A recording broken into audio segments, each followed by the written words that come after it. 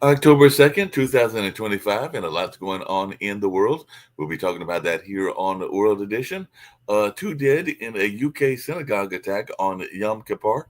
Suspect with the bomb was shot by the police, and they're saying that three others are in serious condition after that particular synagogue attack. Um, Gaza aid flotilla. There's definitely news about the Israel intercepting almost all flotilla vessels trying to reach Gaza. Gaza-bound flotilla activists will be deported, Israel says, and definitely that's something that is being talked about, including the detention of Greta Thunberg. So definitely a lot's going on in that space. And rescuers are desperately searching for survivors of an earthquake in the Philippines that killed at least 69 in a Philippines province. They're saying that there's a state of calamity, and Philippines earthquake rescue efforts priority now on helping the 20,000 that were displaced. And in the Philippines, there were still teams that were looking for survivors, but right now, like I said, they're trying to have the priority on helping those that were displaced in that particular natural disaster. And EU's G7 Big Three want heavyweight allies in seizing Russian assets. So Moscow indicates retaliation if Europe uses Russian assets for Ukraine. And can we eat the chicken? The Belgian prime minister demands answers on Russian frozen assets, and EU presses ahead on unlocking 140 billion pounds from Russian assets. We are the last hope. General Z Madagascar vows to fight on until the president resigns. Madagascar protesters demand the president's resignation in the fifth day of rallies. Mass protests and strikes grip Madagascar amid calls for that president to resign. And the president, Rajolini, dissolved his government but calls for his resignations to continue. Pope Leo on Trump's Gaza peace plan. So far, it seems to be a realistic proposal. Enough is enough. Many Palestinians say Hamas must accept the ceasefire plan and all along those lines. So folks are even asking, even at the New Yorker, is Donald Trump's sweeping Gaza peace plan really viable? And Morocco Gen Z 212 demonstrations. Police say two were shot dead in self-defense. Morocco youth are protesting and spread, and those are turning deadly, as I said, and all along those lines. So that is in its now fifth night, and it looks like they are decrying the World Cup spending over schools and hospitals. And France detains ship captain after Denmark drone incursions. Two crew members of a detained Russian tanker have been arrested, the French prime minister says. So that's something that folks are talking about in that sense. And the captain of the oil tanker linked to Russia's shadow fleet will face trial there in France. Macron and Meloni argue for caution in responding to Russian provocations. And Trump signs an executive order vowing to defend Qatar in the wake of Israel's strike. And some people, including those at CNN, are asking why Trump's pledge to defend Qatar is so extraordinary. So Trump gives Qatar unprecedented security guarantee after that Israeli attack. And Gaza City exodus is overwhelming relief efforts, aid agencies are saying.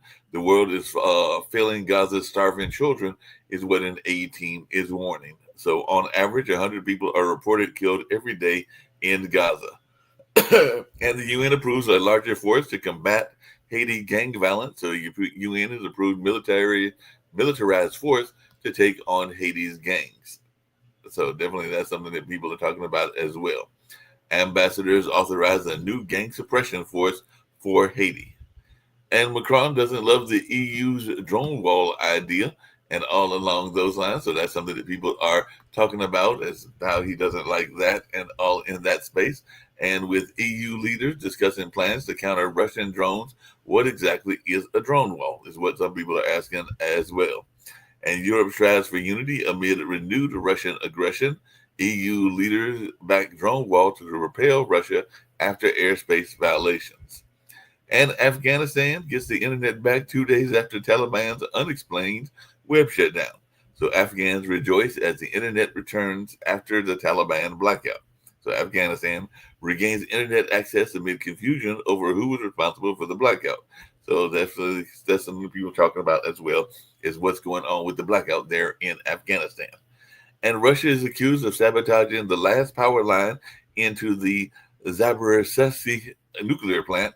So they're warning of a Chernobyl global threat after the Russian shelling. That's what Zelensky was warning, and all along those lines. So Ukrainian nuclear plant's longest stretch on backup power is raising alarms in that area.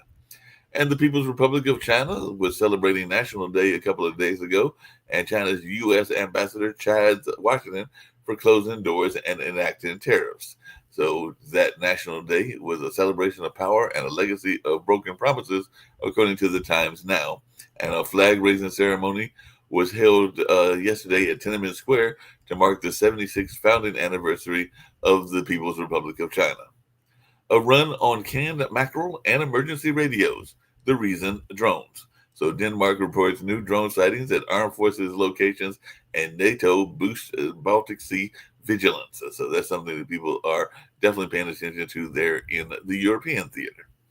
And Israel steps up Gaza City assault as Hamas weighs Trump peace deal. Israel tightens siege of Gaza City as Hamas is reviewing this peace plan being presented by Trump. And we'll see what goes on in that space. And Munich Oktoberfest was briefly closed due to a bomb threat linked to a residential fire, and all in that space. So Oktoberfest closed for hours after a bomb threat linked to a building fire in Munich.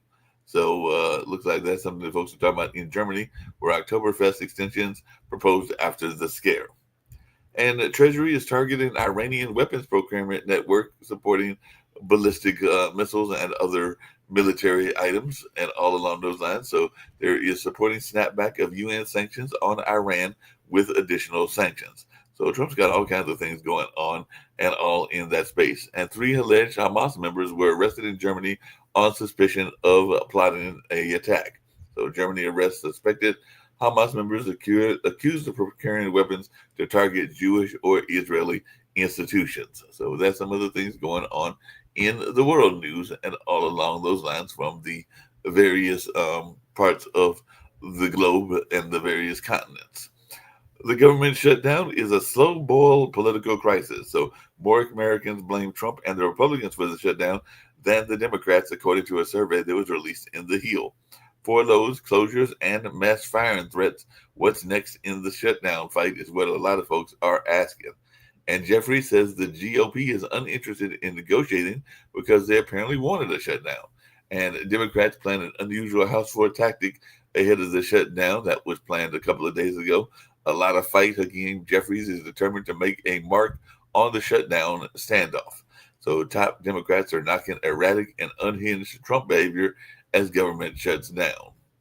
And those drones are in the news again. Drones, helicopters, hundreds of arrests, Trump's immigration crackdown, and all along those lines. So massive immigration raid on Chicago apartment building leaves residents reeling. I feel defeated is what one of the residents said.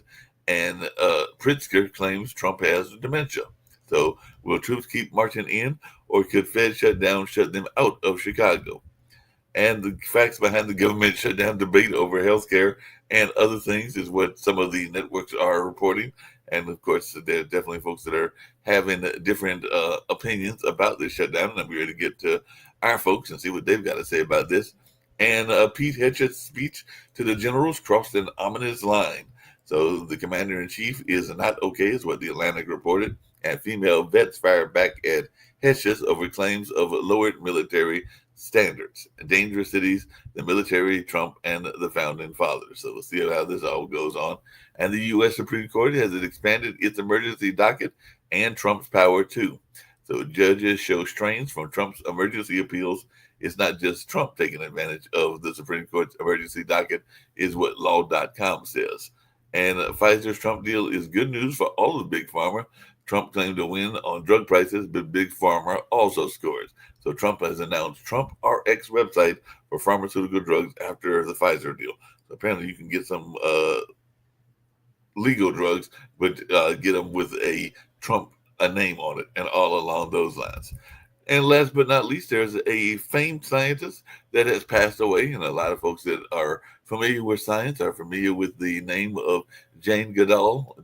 She was a revered chimpanzee expert and conservationist, and she died at the age of 91.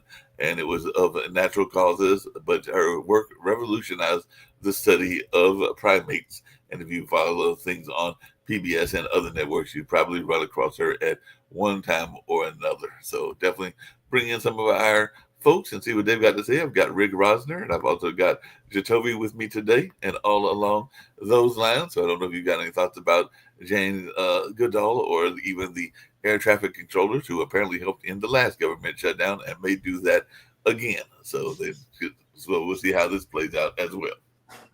Yeah, I don't want to fly until the shutdown's over. I don't want to, have my plane, directed around the sky by somebody who's overworked, understaffed and pissed off. Yeah, that makes sense. I'm sure they'll continue to do a great job, but if people call in sick because they're not getting paid, then you'll have their traffic controllers working 12, 14 hours a day, which is a recipe for. That's what happened with the crash over the Potomac between the helicopter and the plane. The guy was doing two people's jobs after being on the job for 12 hours. Yeah, that makes sense. NBC is reporting that there's a lot of the police chiefs around the country that are sounding alarms over a disturbing rise in rhetoric, and they're citing rising political threats. So what is our thoughts around that? Are we having a rise in political threats, and are people? Yes, freaking in Manchester, England, some maniac killed two people at a synagogue before killing himself. The guy who took out the Mormon church last week. Right. So yeah, I think we had 5 mass shootings within 2 days last week, maybe 6. Wow. I didn't realize it was that many. Had the 2 in North Carolina? I mean, it's bad. I mean, honestly, yeah, it's bad. There's a rise in rhetoric, and this is all. Again, I don't know. This is why I said at the beginning of the year, and I think I even said it last year. We have to be honest about situations. We have to be honest about what's going on. If we're not going to be honest about where the problem is, or we can talk about these symptoms all we want. Mm-hmm. But until we actually talk about a major issue and stop absolving him of his wrongdoing in the situation, it's still going to continue. I mean, the guy, there's a guy who, has okayed all this, constantly and steadily okays all of it. And we just get into debates about, oh, well, this is a problem or that's a problem. Well, that stems from something. Right. I mean, we know where the hate is coming, where if the hate is trickling down from top levels on down, they have the biggest impression on our society. Let's just be honest about it. Yes, the current president is causing a lot of issues. If he's okaying the violence is going to continue until there's actually an actual push for this violence to stop or for anything to stop. It's just going to continue, and we're just going to be in the same position over and over talking about violence. Yeah, it makes sense and everything. There's a alliance that, as far as I can say, has always been there for a long time, but apparently Kash Patel is getting ready to sever that tie. So, Rick, what are your thoughts around this? Because apparently Kash Patel is severing the FBI's ties with the Anti-Defamation League amid a backlash from conservatives. So they are retiring the glossary of extremist groups after a backlash for them including Charlie Kirk's Turning Point USA as one of those extremist groups. So apparently this is that kind of like back and forth conversation. So now they're going to go after the Anti-Defamation League. Well, that's a complicated situation because right now Israel, which deserves to exist, is being run by a bunch of criminal dickheads who are committing, if not genocide, then mass murder. 66,000 dead in Gaza now. That's one Gazan in 30 has been killed in this war, and more than half of them are definitely not Hamas. They're women and children. And so, I mean, it's tough to defend Israel, and it's you have to separate Israel's leadership from the Jews of the world, most of whom think Israel's leadership sucks right now.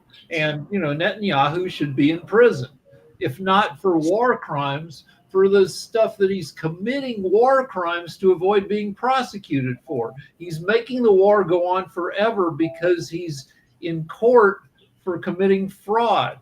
And the longer he can make the war go on, the longer he can stay in power. He's 75 years old. He's trying to outlive the prosecution to get so old that he won't be thrown in prison when he finally leaves his leadership position.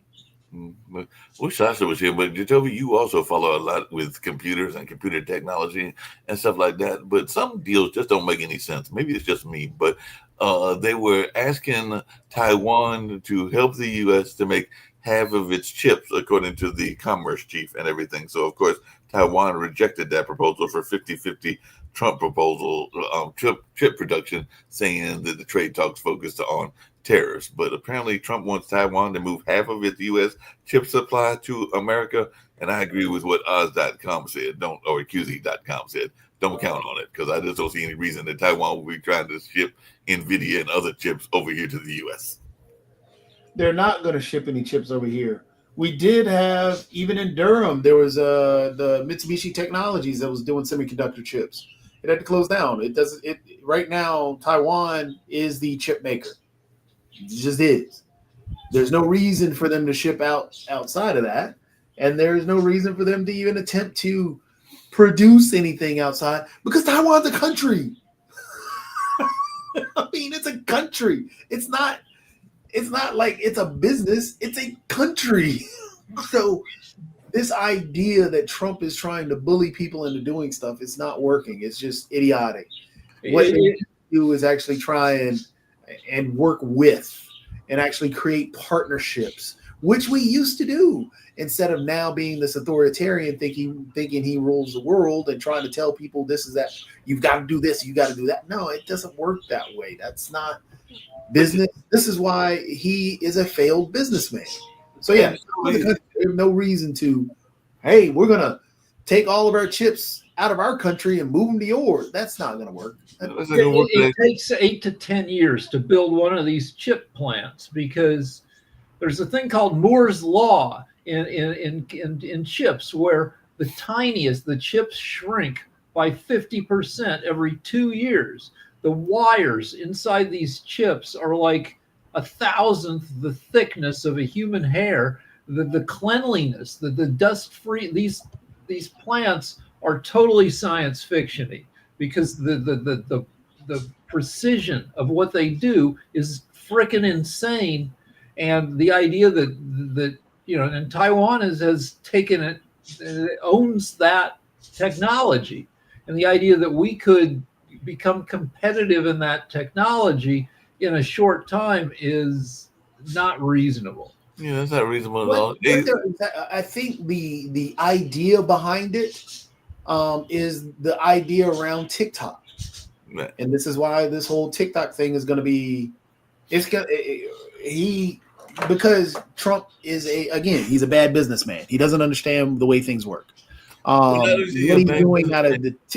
he's doing with the TikTok deal, and what happened with NVIDIA, what also happened with I think it was Intel, the the government taking a portion of deal that he put together or that was put together. I wouldn't even say that he put it together, but it was the idea that's, I mean, it's done in other countries. We've done it also in a few other instances, but he's trying to get Taiwan as a country to adhere to this idea that we can take over the chip making, the whole chip manufacturing piece, even though that we have to import all the material or pretty much a lot of the materials to actually produce these chips. But on top of that, the idea around, hey, they have the technology and we're just going to take that technology and we're going to control it just like we did with TikTok. And I can give it to one of my buddies like Skydance and they can actually get people to champion me and I'll be just like Putin with all the other oligarchs around. That's the idea behind it. So the White House must have somebody who calls around, who calls tech companies. Tech companies have to spend to in the AI race. They probably have to spend $500 billion in the next 10 years to build these plants. So the White House calls these companies and goes, "What are your planning? What are your plans to spend and build?" And then these companies say, "Well, we're going to spend 300 billion over the next 10 years." And they're like, "Well, come to the White House and we'll announce it together." Like the White House did it. No, the companies are doing it. And the White House just kind of piggybacks to make it seem like the White House is making it happen. And then Rick, either that or they stick in some Trump identity or some Trump ID, because that's what I think happened with the Pfizer deal and everything. Because now you can go to your neighborhood pharmacy and get some Trump RX drugs and everything along those lines. That's not even up and running yet. But that's the plan for the Trump RX, quote unquote. But he's trying to. This is the same. The Trump RX is the same thing that the Democrats have been pushing for, but were yelled at and called socialists for. Right.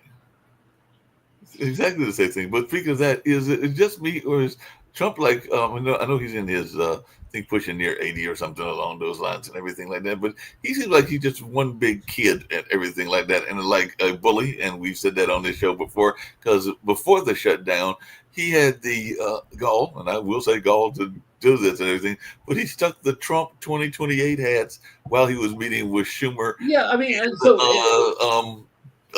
Jeffries. So it serves the White House's purposes to give in to Trump's every whim, because it floods our brains with so much different stuff going on that we just kind of throw up our hands and give up.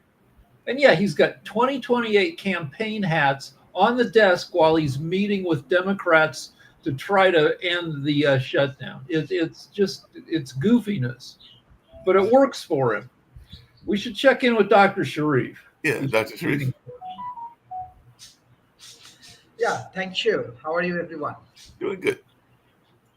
Okay. I want to share some information about Asia. Are you ready, or can I do that? Yes, please. Yeah. Basically, every time we discuss about China, I was in Malaysia also, so I just want to share some of the interesting issues from Asia Pacific, especially in between China and Malaysia. China and Malaysia are discussing on establishing a joint venture for a rare earth refinery, and the project would involve Khazana. Khazana, how you call it? Khazana National means the taxes authority, that authority, government agency, those who take khazana and tax from the government, and the Chinese state-owned enterprise, with China offering processing technology exchange for accessing Malaysia reserves. Challenges include supply, environmental approval, licensing, and all of the issues. So this is very interesting for me because it may create a very interesting joint venture in between Malaysia and China. On the other hand, if you see this global market react to US shutdown, global stocks saw gain and gold price approach record high, as investors assess the potential impact of the ongoing US government shutdown. A weak US labor market report fuel expectations for the Federal Reserve rate card. So European stock reached new all-time high in this development. So it has a positive impact also the Asian market. Asian stock market received a boost from the technology sector, with company like Samsung, Alibaba seeing positive movement. Additionally, OpenAI valuation surged around $500 billion, making it the most valuable startup in the globally. So I think that all of the AI companies from Asia, they will be interested. On the other hand, sports is very popular. So I want to share the Asian Youth Games countdown in 2025. Asian Youth Games are set to open the Bahrain in October 22. The event will features around 223 competition across 24 sports and 45 countries, athletes and player gonna attend in this program. So these are the some interesting aspects I can share. On the other hand, uh, definitely US has huge impact in our share market, in our business markets, and all of the things. So I believe that uh, we we have to wait what's going on in the US market and how it create more impact in our gold market and stock market. So the stock market does not mind government chaos. It kind of loves it because when the government is in chaos, nobody is watching business to make sure business isn't up. Business can. It's like when the teacher walks out of the room and the kids can go wild. So far the stock market is not freaking out about the shutdown. Like when Reagan was in trouble over Iran Contra towards the end of his second term, the stock market loved it because the government was distracted. When the government was distracted over Bill Clinton getting BJs in the Oval Office, the stock market loved it because you got a distracted, ineffective government. So far, the stock market is holding up. We'll see Well, how it does. the stock market may be holding up, but Treasury Secretary Bessent is saying that the U.S. GDP could take a hit from the shutdown. So, what's our thoughts around that? Because even he's saying that the government shutdown could weaken the economy, which is maybe Well, will you got lead a us bunch of towards stuff that. that's converging. You got tariffs kicking in this month that will, and you last month the U.S. lost 32,000 jobs, which I think is the most jobs lost in I don't know 5 years, 8 years. I don't know. We've been gaining jobs every month for years and years, and so you've got inflation is ticking upwards to over 3%, and so all these forces are gonna start weighing We on we American business. Bessett's trying to come up with an excuse to blame the Democrats for the shutdown, and that's all the problems that's going to go forward. This is what we can't get trapped in. We cannot get trapped in the idea that all these things are going to be, and we're going to shift the blame. The dollar value has dropped 11 to 12% this whole year. This was not due to the shutdown. The stock market, yes, it goes up. So we're not, I mean, it's drop. It had one of the other biggest drops earlier.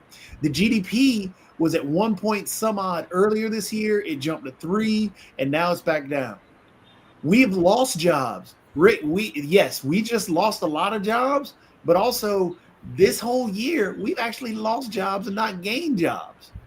52,000 was what I think they said 52,000 was a few months ago or last month, and then they had to revise it down. But even before that, we lost jobs. So it's not like this is a new thing and this is because of the shutdown. All these things aren't converging. No, this is the chaos that was voted on. This is what's been going on ever since. We're just trying to react to the last thing that happened and blame everything on the last thing that happened. It's not. This has been going on since he took office. Yeah, that's And true. we just have to be honest about that. We cannot sit here and shift it. We cannot sit here and change it. No, stock market's been volatile ever since. Tariffs have been going on. Prices have been going up ever since. We're about to get a jack up on insurance prices. That's going up. All this stuff is going up. we're 2%. I think what is it? Inflation's at 2.7% up from last year. It was at 2.9. Unemployment is up a few points since last year. So black unemployment is even higher. So this isn't all because of what just happened 2 days ago or a day ago. This has been going on. Yeah, I got you to tell me this. How concerned are you and Rick and even Dr. Sharif, because it's a global issue that I'm going to bring up and everything about uh, the security and the way that we are throwing up buildings, not just here in the United States, but around the world. Because I saw that in New York, it was actually a public housing complex that a building literally just kind of like partially collapsed and everything like that. Fortunately, I don't think there were any major injuries and all along those lines because they say they avoided a major disaster with no injuries. But I'm just wondering, are we really doing a good job of making the sure that U.S. there is things are being put up correctly and everything The like that? U.S. Does a good job with building codes, Right. and California does a crazy. That's part of the reason for our housing shortage is the building code in California is like yay thick because we try to do green building. We try to and we definitely make sure that our buildings are seismically sound when we put them up, and that that means a lot more scrutiny. It takes a long time to get a building permit approved in California because we're aware we're a decade or two overdue for an 8.0 earthquake, a huge devastating earthquake. And earthquakes like that happen around the world and thousands of people die. They happen in California and maybe hundreds of people die because our buildings are built more safely. Just to point out, the fifth home is falling off the coast. Is either fourth or fifth home is falling off the coast, North Carolina. We can't forget it's all across the U.S. that we need to upgrade our infrastructure as well as our building codes. Even though we do a great job with it, as Rick you pointed out correctly, we still need to upgrade because of the changing of the weather and the changing of the times. Right. And we're not going to do that because of what we have in office. Also, just to speak on a little bit more of how things have been going bad. Well, it's interesting that now that with this government shutdown, now we can't get a lot of the reports that normally, like the jobs report that was supposed to come out either today or tomorrow. Yeah. We're not going to get that. Why we're not going to get that is because the government shut down. And it's interesting that it shut down right before we're supposed to get this job report, how we're already getting out of ADP that he's lost already 50,000 jobs. Or lost a particular amount of jobs already, and it's going to be a bad report. Same thing with the GDP, same thing with a lot of the stuff. I mean, the dollar value and so on and so forth. It's just we are in a bad place now, and everything like what happened in New York, everything is going to feel worse than it really is in terms of the stuff that is just normal. Like what happened in New York, hate to say that's normal, but in a roundabout way, it is in a sense because it was an old building. It had that chimney and the gas line. They said they were smelling. That has happened before in other spots. So that is something that is dealing with an old building and a chimney. That again, I hate to say that that's normal, but that has happened in other cities and other states. But Toby's right. America has more than a third of a billion people. So there's always going to be stuff happening here and there. And the news, especially local news, will focus on, murders, hit and runs, this building collapse. And they don't focus on trends. Like, how many buildings do we have that collapse versus, I don't know, like 10 years ago, 20 years ago? I'd say the rate is probably lower because we're better at building and compared to other countries. But no, we look at individual incidents and freak out, even though, we're a big ass country and stuff's going to happen. Rick, are you sure about that? Because I remember when, and it's been years ago, it might have been even before the pandemic, when they were putting up some buildings near where one of my jobs is and everything along those lines. And I remember talking to one of the construction workers, and he did tell me that they sometimes put up things quickly. They sometimes put up things with knowing that they might not be the most secure, and all along those lines and everything like that. So I do sometimes wonder if we actually enforce some of those codes that are supposed I to mean, be okay, you're always going to find like people, cutting corners. The right. World Trade Center, the two buildings that were taken down on 9/11, those had zoning problems that led to the deaths of thousands of people. That I mean, when you obviously when it's going to screw up a building when you fly a plane into it, Right. but those buildings were exempt from New York City zoning building codes because they were owned by a New Jersey transit company, and they only had 3 stairwells in each of them, Well, and the stairwells were fairly close together. And if those buildings had been built to code, they would have had 6 stairwells spaced out. But because they only had 3 and they were close together, when the plane went in, it destroyed all 3 stairwells, and nobody above the point of impact survived because there was no way down for them. And yeah, that was obviously the result of terrorism, but it was also the result of builders dancing around code requirements. And that's the interesting thing is if we're going to complain about codes, that's talking about regulations. That's talking about, hey, look, we've got to follow.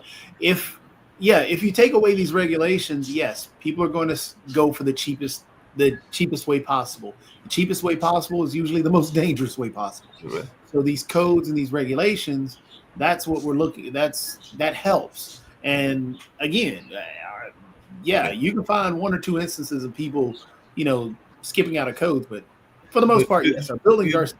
Wasn't Florida, Trump a master of escaping from codes when he was a New York real estate agent or real estate developer? And I thought he was one of the people he was the master of cutting corners. right. Like a guy died in one of his buildings because Trump found a way to dance around putting in smoke and fire alarms in one of his buildings.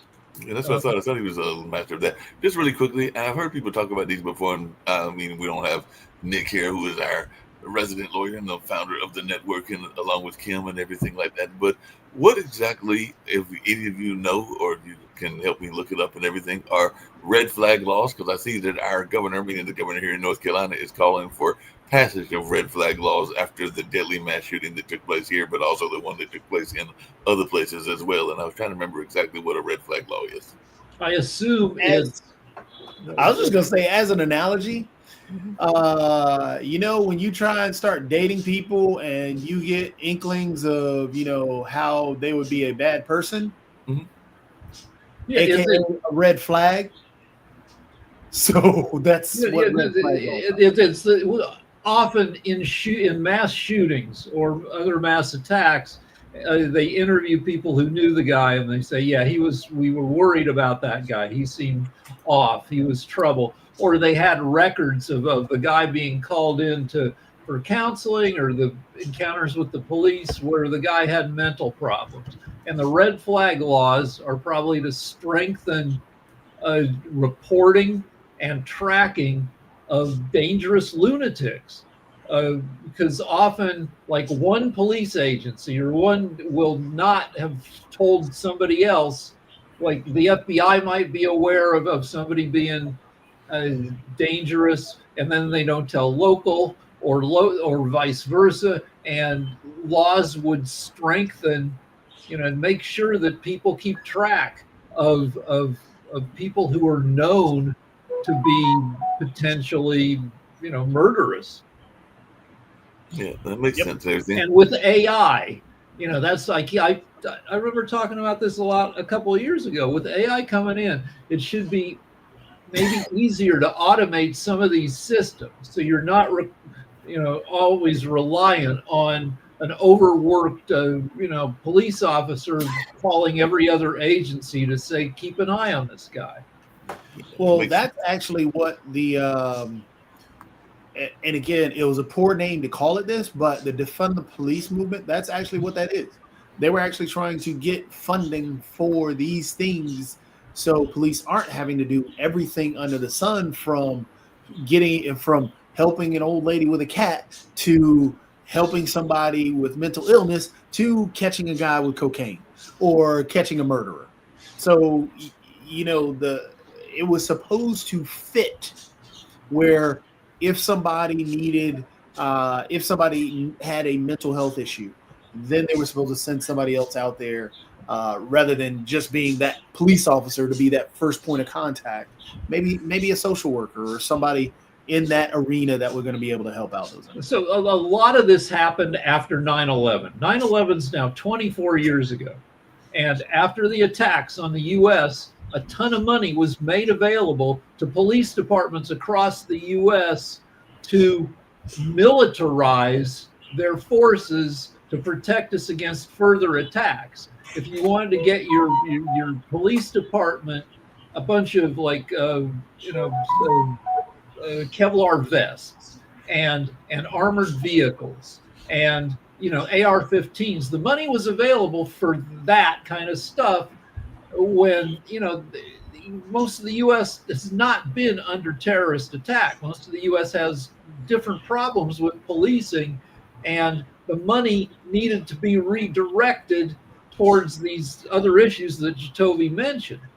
So it's not defund the police, it's changed the emphasis from fighting terrorism to fighting more common situations in policing. Yeah, it makes sense. Everything. A philosophical question for both of y'all, because apparently, we have a U.S. born Pope and everything like that, and apparently he's waded into U.S. politics because he is saying, and I don't know that I necessarily agree with him, but I'd love to hear y'all's thoughts on this, because he's saying that those that are against abortion but support the death penalty, that's not really pro-life. So basically, that's the Pope. That's our U.S. born Pope is saying you can't call yourself pro-life if you're for the death penalty. Right, exactly, and also it would be against abortion. He says someone who says I'm against abortion but I'm in favor of the death penalty is not really pro-life. He says that I'm against abortion, and he also talked about the immigration situation, because he says I'm in agreement with the inhumane treatment of immigrants in the United States, but he doesn't know if that's pro-life. So he basically is saying that we are not being fair.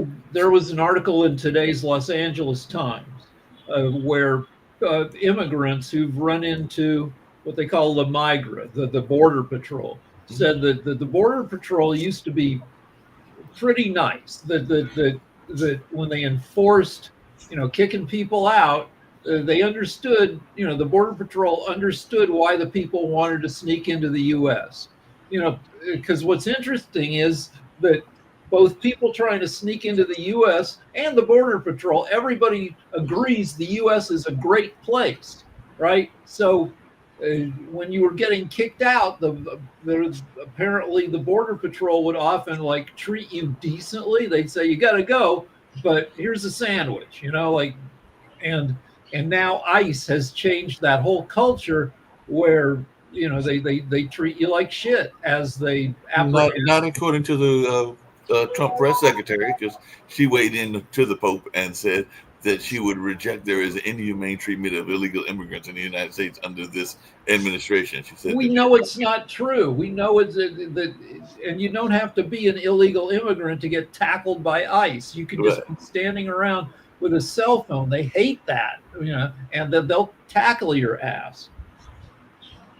Absolutely. And I'm sure not every single ICE agent is a lunatic, but there's nothing in the ICE culture to stop people from being, lunatics. That's very true. There's nothing there at all. We don't even know what kind of training ICE officers get and how long the training goes for. If you want to be a cop, you go to the police academy for 10 months. If you want to be an ICE officer, what is your frickin'? I don't know. I should probably Google that. Yeah, what is the?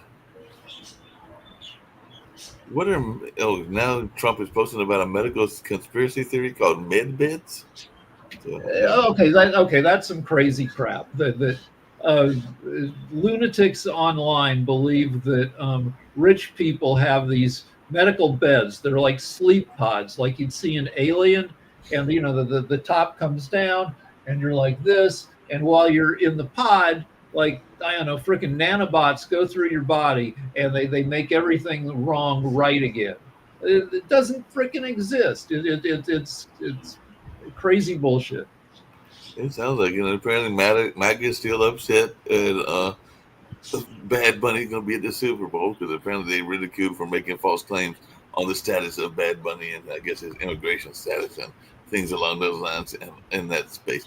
You had mentioned earlier, and like you said, I know Sasha's been following this story, but he's not here today. What is our thoughts around this humanitarian effort to come to Israel that keeps getting turned around? Because apparently Greta Thunberg has been detained once again and everything, and they intercepted a uh, flotilla, actually several flotillas, and everything like that, and are saying that they're going to send those people back, even though I guess they were just trying to bring aid to Gaza, and Gaza definitely needs the aid. All right.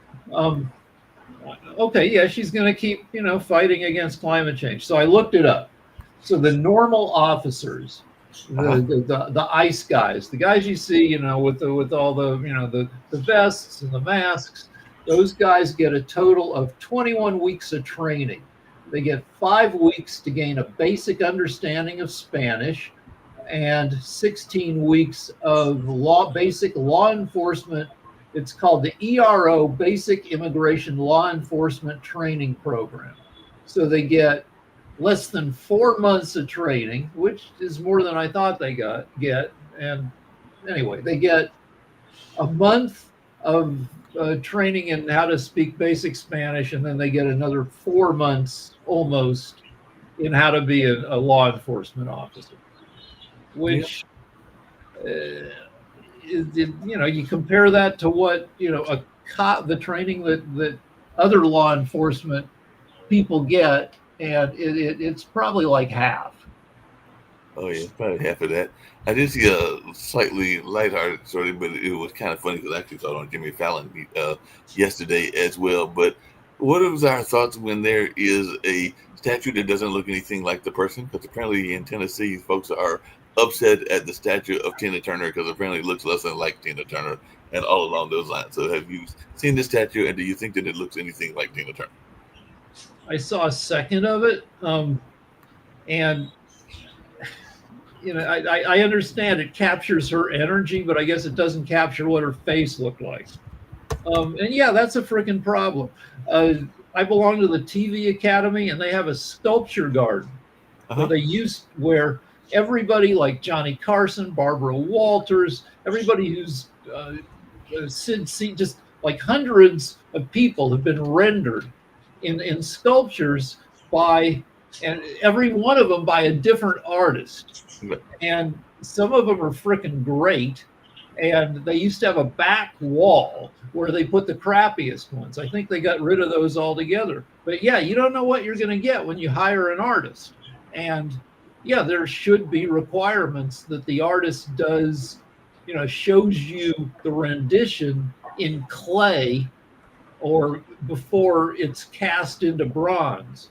And you should maybe have other artists look at it, because if you're just somebody who works for the city or for the TV Academy, you may not know what you're looking at when you look at this clay thing, and you may be surprised when the bronze comes out and it's bolted down in front of your building. So yeah, there needs to be some quality control. One of the things that we talked about, and I know both you and Jacoby are big on messaging with Biden and everything along those lines and everything like that.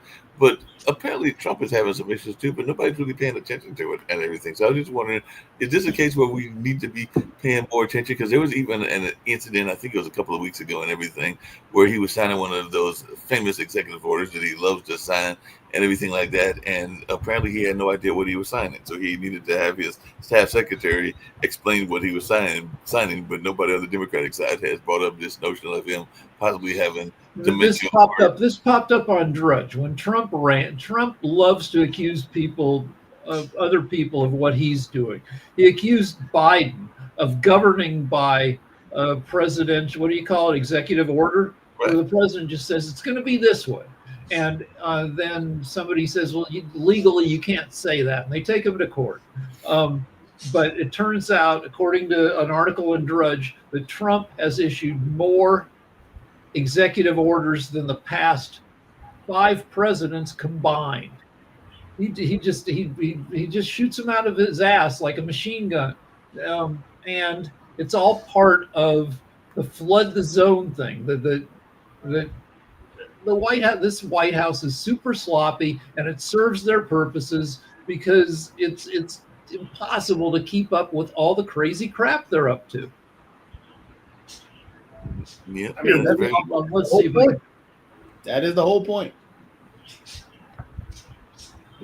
well, I know that Nick and Kim will be glad because it's part of the reason that Pod TV was founded and everything. And I know that what's his name, David Walker talks about this and everything. But apparently, only 10 states require students to take a personal finance course to graduate from high school. But by 2031, it's expected that that number will jump to 26. So more than half of the states will require financial education, improving. Studies show requiring financial education improves credit scores, lowers the loan delinquency rates, and reduces the likelihood of falling behind on credit card payments. So apparently, we're going to actually do something about that. So this is something that is good news. Right now, yeah, California just became one of those states. We used to, when I was a kid, we got educated in all sorts of stuff. We had civics. We had a ton of stuff. I remember in 6th grade, we had a unit that lasted for a week on the 7 ways that advertising bullshits you, which is helpful. And as the schools lost money, arts programs went away, music programs went away, and a lot of civic education went away. And now we have people, like it would help, like for Fox News viewers to have an idea of the way that of 5 ways that the news can bullshit you. Yep, it can definitely do that. It's sad, but that never happened. That'll never happen. Like when I was a kid, like Mad Magazine was really popular. And Mad Magazine made fun of all this, and I learned a lot of civics from Mad Magazine pointing out bullshit in American life. And after Mad Magazine came National Lampoon in the 70s, which pointed out bullshit and had a lot of boobs in the magazine, which I liked as a teenager. And then I don't know, like the satire we have now is on TV, SNL, and the late night shows, and Trump is trying to get rid of those shows. Plus, like those shows have declining ratings because they're on at night and people have a ton of other stuff to do. All of network TV is slowly evaporating, losing 5% of viewers a year. So, yeah, the awareness of how we're being bullshitted, there's not a lot of education in that. For that. Speaking of awareness, there's a event coming up in 4 months and everything. It used to be very popular, or at least I think it was relatively popular and everything. But I was just wondering, with all the options that people have on TV and everything like that, what is your prediction for the Winter Olympics? Are we going to see a boost in kind of like ratings in the Winter Olympics, or are people going to be like, I don't really care about those people and their speed skating and everything like that? So if you were a guest person, because I did see a nice little advertisement where they were talking about the marketing of it, and they were trying to get it marketed and get people pumped up. Okay, it's the same deal. The network viewership of the Olympics keeps going down, but if you combine that with streaming viewing, it goes up. People watching it on NBC or wherever it is goes down, but then you have a bunch of specialized streaming channels. So if your thing is like, I don't know, the bobsled, it used to be you'd get half an hour of bobsled on NBC in 1986. Now, if you want to watch 100 hours of bobsled, you find the bobsled streaming service, and you can watch as much as you want. But it's the same deal. The way to watch has been fragmented. Well, speaking of streaming and fragmented, I think I read this. Jacoby, is it my understanding that this year's Super Bowl as opposed to last year's Super Bowl, the one that Bad Bunny will be at and everything. And I'm sure people will be having Super Bowl parties as they often do and everything. But the main person that will be carrying the Super Bowl will be YouTube. I mean, it might be. I haven't even checked to see who the main carrier is on the Super Bowl. Again, it'll be fine. People are going to still take that day off. I mean, it's Super Bowl Sunday. They're still going to have the Super Bowl parties. People still be missing their work the next day and everything like that. So, yeah. I mean, all this complaints about Bad Bunny, I don't care. I think Bad Bunny's going to be just fine. Well, I mean, one of the complaints is that he's not a U.S. citizen, and that was funny. I was reading a rundown, and they gave a whole bunch of performers, including Aerosmith, Rihanna, which I forgot she was not a U.S. citizen, and a bunch of others that have not been U.S. citizens that were the Super Bowl halftime show. So they're giving Bad Bunny a hard time because he's from, I believe, he's a U.S. citizen. He's from Puerto Rico. He's from Puerto Rico, right? Yeah, he's a U.S. citizen. Yeah. But they were trying to say that he wasn't, and then there were some people that were like, because people are taking like idiots are trying to take advantage of the confusion that a lot of people don't know Puerto Rico is part of the U.S. Right. Or even if they know it, they don't like that it's part of the U.S. He's brown and he speaks Spanish. Now people are mad because of what? He's brown. That tells you all you need to know about what's going on in the U.S. All right. So I found the article on the number of executive orders that Trump has issued. So Trump has issued more orders in his 8+ months as president than Biden, Obama, both Bushes, Clinton, and Reagan combined. The last president to have issued as many executive orders was FDR, trying to pull the country out of the Great Depression. And he got a bunch of shit for it too. People, a lot of people, like in my house, like we were reluctant to say Trump's name. It makes my wife crazy. If she hears his voice on the TV, she has to turn the channels. And the first guy where half the country said couldn't even say his name, they called him that man, was FDR. Conservatives hated the guy because he was redoing the government at a fast pace, and it made them super pissed off. And we're going to wrap very, very shortly, but I did look it up. NBC, Telemundo, and Peacock, which I think is part of NBC, are the ones that will be carrying the Super Bowl this year and everything. So it will not be, I mean, maybe YouTube will carry some of it because I know they were carrying some of the regular season games, but it will be on NBC and Peacock and Telemundo. Yeah, you can watch it and everyone will have a different flavor. Nickelodeon was doing football games for a while, where the NFL games where they would use AI to replace the players with animated characters. Oh yeah. Yeah, I mean it's gamification. That's all the fun stuff. That draws in a whole new crowd. Whole new crowd that loves that gamification. Speaking of gamification, I'm gonna have, and this will be our last question. How long is the shutdown going to go? I know we'll talk about maybe some on world politics as well, but it is still going on. I think we're in day 2. So are we going to go for, is he going to go for a record? Is he going to try and break his previous record? Because he's the one that set the record. All right. The record is 5 weeks under Trump in 2018 and 2019. Right. I think it'll break the record, but let's see if we can bet on it. He should be able to bet on it. So I'm going to my bookie. Let's see if it's got anything. Here it is. When will U.S. government shutdown end? So on or before November 1st.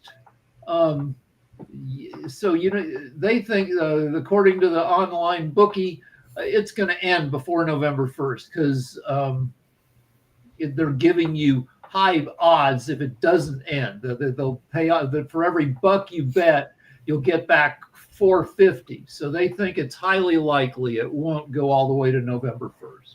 And that would be less than the last time, because I think the last time it would have been like November 2nd or November 3rd. It was 5 weeks last time. The Right. bookie is saying it's going to last less than a month. Yeah. So it'll be less than that. I just hope that the Democrats stand strong, because what they're talking about is actually a very big thing.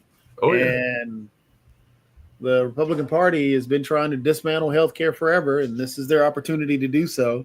And they're not going to negotiate. They're just not. Well, So- Trump's already said that he can that he has figured out that he can do the things that he wanted to do now that the government is shut down. So basically, Which I expect he's going includes- to do a lot of things that he was hoping to do to disrupt and Well, that cause disarray. includes what he wants to do is fire tens of thousands, possibly hundreds of thousands of government employees, which will make, I assume, unless they mess with the numbers, it'll make unemployment numbers go crazy.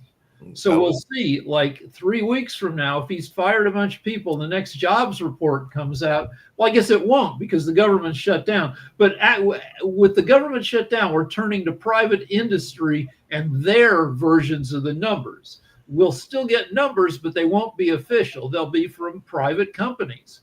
And Yep. we'll see what happens if private companies, a month from now, say unemployment's now at 4.8%, the highest levels since COVID, say. Since we're going just a little bit over, I got one quick question for you, Toby, because I know that you have done work in the baseball field. We don't have to say what and everything along those lines, but what is your pick? Speaking of gambling and predictions, who's going to be in the World Series? Because I know we're in the wild card match right now, and I think the Cubs and San Diego are tied for the right to play Milwaukee, and there's other games that are going on now. But as one that follows that sport, who are you thinking will be in the championship match if you were to guess and be a gambling man? I don't think you're a gambling person, but if you were a gambling person, who would you think is that? Hey, this year's a toss-up between everybody. There's a lot that could be there. I mean, I could see the Guardians and the Dodgers being there. I could see the Padres and the Yanks being there. There's a lot. All right, so the Dodgers, I follow the Dodgers, and they're a really fun team to watch because they have Ohtani, and they have Freddie. They got a lot of big time home run hitters. Plus, Ohtani is a great pitcher. But the fun thing about the Dodgers, it's not fun if you're a fan of the Dodgers, is that once the starting pitcher comes out, to see what happens, because the Dodgers have one of the most disastrous bullpens in recent history, where sometimes I watched one game where it took 8 pitchers to get to the end of a game.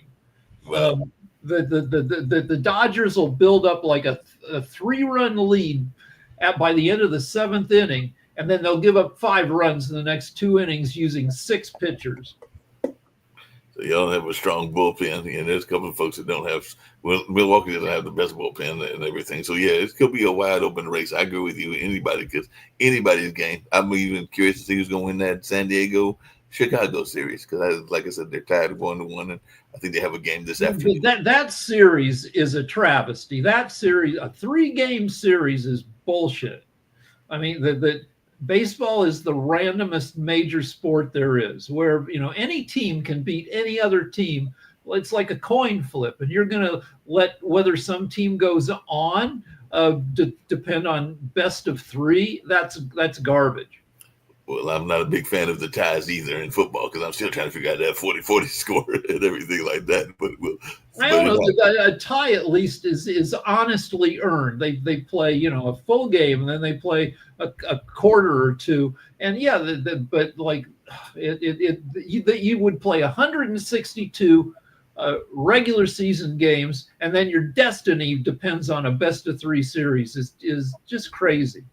Plus, the best of 3 is all the one team doesn't even get to play a home game. Like the Dodgers just got done playing the Reds. Best of 3, they won 2 games, so they're done with it. All 3 games would have been played at Dodger Stadium. The Reds wouldn't have even gotten a home game. I thought the Reds would have had the last game if they had gone to the past. No, they just stay. It's like a 3-game stand. all the Reds games were away.